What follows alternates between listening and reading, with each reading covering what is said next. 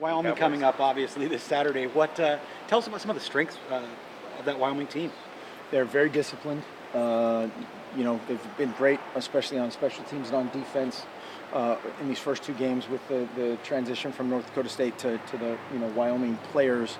They haven't done as much defensively as they did at North Dakota State, but I'm sure that's coming.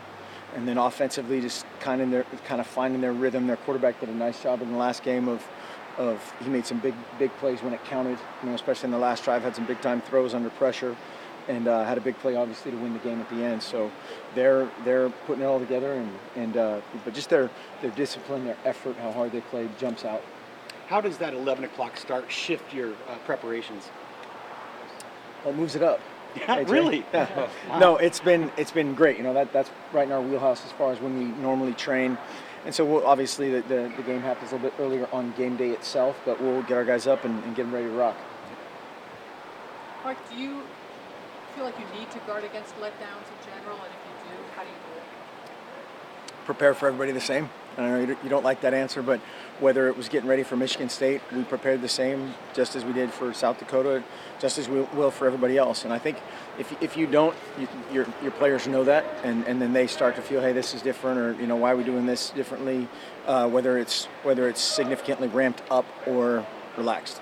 Is there a optimal amount of sleep you want guys to get before games? Mm-hmm. Well, hopefully they're getting between 8.5, 9.5 hours every night, and we try to educate them as best we can on the benefits of that, and then especially this time of year we try to structure our schedule so they can actually do that. There's plenty of teams that say that, but then they get done with meetings at 11 and bring them back at 5:30, and I'm not real good at math, but that's hard to get 8.5 hours of sleep.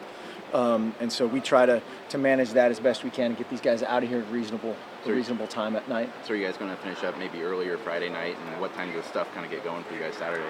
It'll be earlier. Obviously, we'll start our first kind of segment of stuff will be at about 6:30, and so that's not too different from how we do it right now. So that'll fit nicely. The big thing is starting the first part of this week, start to hydrate, start to build that up, and ramp it up toward game time.